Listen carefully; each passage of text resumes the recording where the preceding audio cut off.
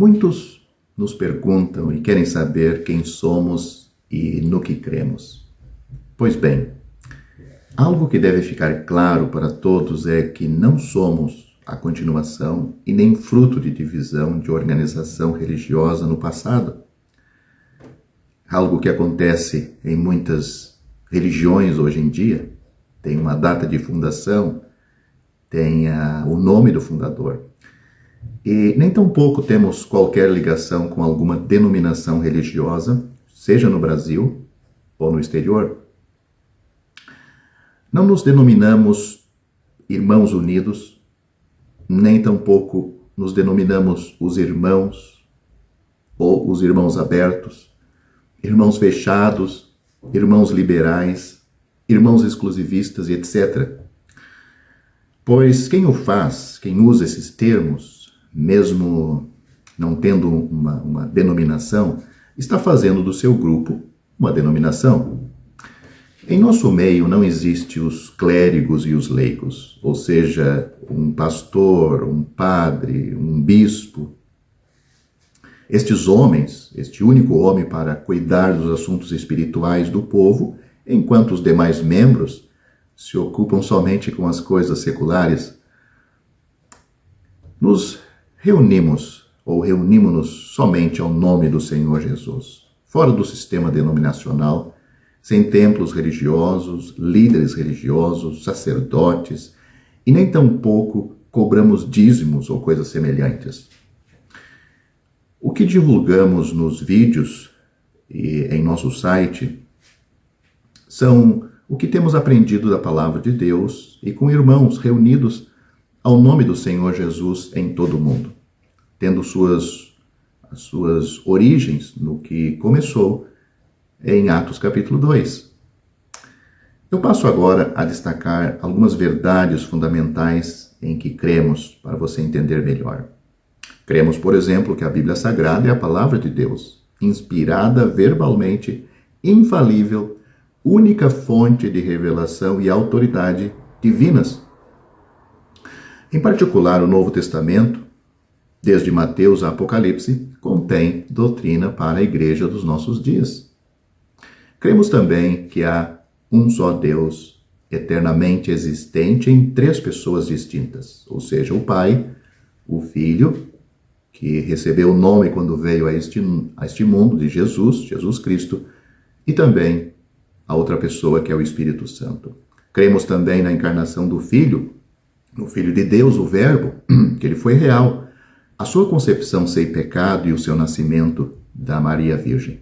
Cremos também na divindade do Senhor Jesus Cristo, e ela é plena com a sua humanidade, sendo por isso verdadeiramente Deus e verdadeiramente homem em uma mesma pessoa. Cremos que Jesus viveu uma vida isenta de pecado, nunca falhou e sempre obedeceu ao Pai. Cremos nos milagres que Jesus fez, que eles eram autênticos e provaram o seu poder, o seu amor e que ele era o Messias prometido a Israel. Cremos na morte do Senhor Jesus, que a morte do Senhor Jesus tem efeito vicário, expiatório, eterno, universal e abrange desde Adão até o último ser humano, pelo sangue que derramou, tendo sido apenas com esse propósito final que o Senhor Jesus veio ao mundo. Cristo morreu por nossos pecados. Cremos na ressurreição do Senhor Jesus, que foi corporal, bem como a sua ascensão ao céu, onde está assentado à mão direita do Pai, como uma pessoa, um homem verdadeiro, com seu corpo ressuscitado.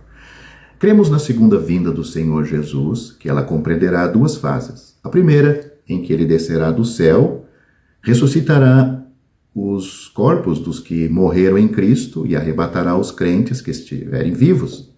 Depois, após o discurso ou tempo de um período de grande tribulação, de 7 anos, o Senhor Jesus virá pessoal e visível, com poder e glória para estabelecer o seu reino milenar na terra. Nos seus eternos propósitos, o reino físico do Senhor Jesus só poderá e terá lugar nos tempos da restauração de tudo, ou seja, após a grande tribulação. Cremos que o Espírito Santo é o único representante de Cristo na terra hoje. Ele convence o pecador da sua situação de perdição, do pecado, da justiça e do juízo. O Espírito Santo habita no verdadeiro crente, em Cristo, ensinando-o e consolando-o. Cremos que todo homem é pecador e está, por natureza, separado de Deus a caminho do inferno, carecendo por isto da salvação de Deus. Cremos que a salvação é um dom de Deus, por isso é gratuita, obtida unicamente mediante a fé no Senhor Jesus Cristo e tem caráter eterno e total. Nunca ninguém, desde Adão, foi, é ou poderá ser salvo por qualquer outro meio, seja ele obras, batismo, ritual ou obediência à lei. Somos salvos pela graça, pela fé no Senhor Jesus. O batismo, por exemplo, deve ser por imersão, é um mandamento do Senhor exclusivamente para o crente salvo pela fé no seu sangue, salvo por Cristo. E como todos os mandamentos deve ser obedecido. É interdito aos incrédulos e às crianças sem consciência da realidade espiritual, ou seja, eles não devem ser batizados. A ceia do Senhor é a reunião de adoração por excelência comemorada a todo o primeiro dia da semana, ou seja, no domingo, instituída pelo próprio Senhor e é realizada em memória de sua morte expiatória na cruz. Nela, na ceia do Senhor, deve e só podem participar todos os crentes batizados e em plena comunhão com todos os irmãos. Os crentes salvos têm comunhão com Deus pela oração, através da meditação exclusiva do Senhor Jesus, recebendo assim o perdão dos pecados que ele confessar e a resposta às petições que lhe fizer. Todos os verdadeiros crentes, salvos pela fé em Cristo, formam uma unidade indivisível, ou seja, a igreja, ou o corpo de Cristo, que teve origem no dia de Pentecostes, com o batismo do Espírito Santo. Independentemente da congregação a que pertençam ou do lugar onde se reúne, cada salvo pertence a este corpo místico. Outro ponto que cremos, o homem após a morte não tem qualquer oportunidade de arrependimento, o homem não salvo para ser salvo.